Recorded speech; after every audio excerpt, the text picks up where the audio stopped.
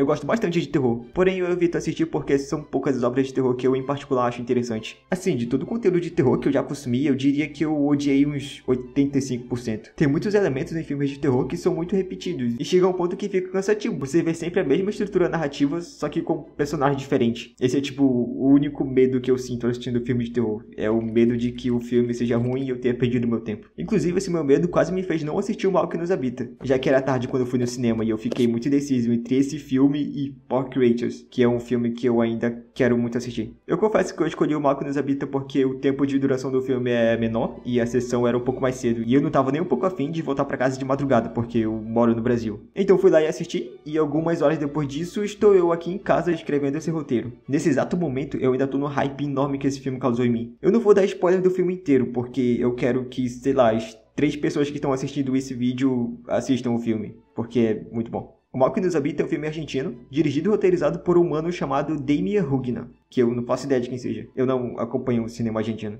Mas eu vi na internet que ele já dirigiu outros filmes de terror, então talvez eu dê uma olhada depois. A premissa do filme é que ele se passa em uma cidadezinha do interior de algum lugar da Argentina, onde 2 irmãos vivem em uma fazenda. Ou seja, eles moram no interior do interior. Certa noite, esses irmãos ouvem tiros sendo disparados. No dia seguinte, eles vão investigar e acabam encontrando um cadáver. No meio desse rolê, eles conseguem relacionar essa pessoa morta com uma moradora de uma fazenda vizinha. Então eles vão lá fazer perguntas e acabam descobrindo que um dos filhos dessa mulher tá possuído. A reação emitida pelos personagens ao saber que tem uma pessoa possuída é meio que tratada de forma natural, mas ao mesmo tempo preocupante, o que me dá a entender que nós estamos em um universo em que demônios existem, porém as pessoas vivem, entre aspas, normalmente as suas vidas. E isso é visualmente estabelecido porque nós vemos que existe energia elétrica e carros. Então nós estamos em um mundo em que seres malignos são reais e a humanidade não está sendo subjugada por eles. Voltando pro enredo, tá ligado o cara que eles encontraram morto? Esse cara é conhecido como o Faxineiro, e o motivo dele ter vindo pra essa fazenda foi pra matar o possuído. Só que ele acabou sendo morto no meio do caminho. Você pode estar pensando agora,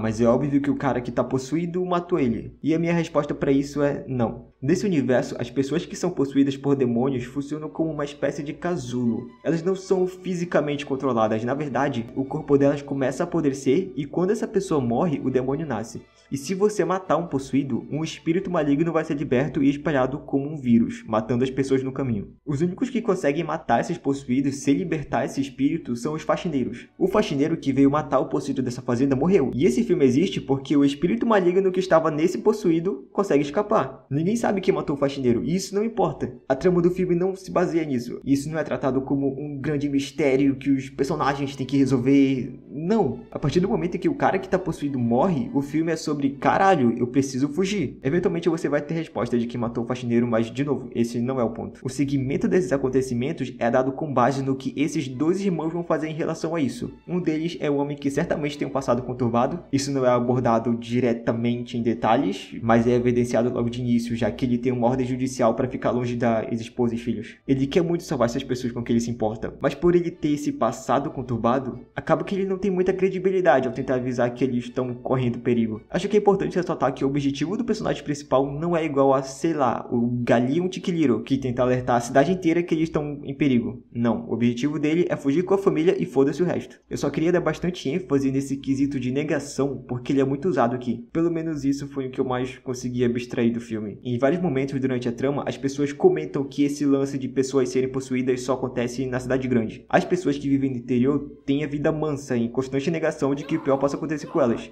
E é exatamente por esse motivo que o pior acontece com elas. Voltando um pouco na história, uma senhora descobriu que um de seus filhos tinha virado um apodrecido, ou possuído, os 2 termos são usados. Então ela pede ajuda das autoridades para eles enviarem alguém para cuidar dessa situação. Mas as autoridades tratam isso como não sendo muito importante, porque não tem como esse tipo de coisa acontecer nessa cidadezinha do interior e blá blá blá. Quando eles mandam um faxineiro, já se passou tipo vários meses. O apodrecido já tá em um ponto que ele tá literalmente quase estourando. Não vou nem colocar uma imagem aqui porque é bem nojento. Enfim, o faxineiro é morto durante o caminho, os irmãos descobrem sobre o apodrecido, o demônio é liberto e esse é o fim do primeiro ato. Não vou dar spoiler do que acontece daqui pra frente, eu só queria destrinchar bastante esse começo, porque é aqui que o universo é estabelecido. É claro que mais pra frente vão ter mais explicações, mas aí você vai ter que assistir pra saber. Agora, falando um pouco sobre os atores, eu não entendo muito de atuação, eu só consigo saber quando uma atuação é ou muito boa ou muito ruim. Dito isso, eu tô satisfeito. Não acho que nenhuma foi muito boa ou muito ruim, não tô levando em conta o elenco infantil. Tem bastante criança nesse filme e geralmente criança não atua bem, mas nenhuma tem um papel de muito destaque, então eu não me importo. Em relação ao protagonista, durante a sessão inteira eu fiquei com a sensação de que eu conhecia ele de algum lugar, mas eu não sabia de onde. Aí quando eu saí da sessão eu fui pesquisar e descobri que ele era um ator da Disney. Ele interpretou o Pablo em Violeta.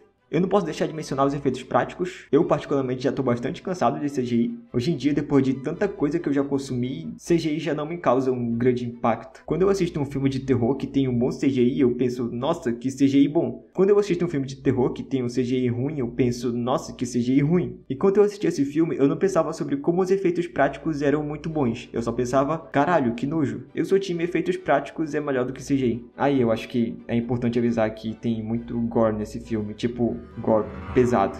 Talvez o motivo pelo qual eu tenha gostado desse filme é porque ele é bastante não norte-americano. Provavelmente esse vai ser um grande candidato do meu filme favorito do ano. Por mais que ele tenha sido lançado no passado, ele só chegou no Brasil esse ano, então eu vou considerar ele como sendo de 2024. Eu diria que ele poderia ficar lado a lado com o Internato das Cumbres, mas eu vou colocar ele como Absolute Cinema.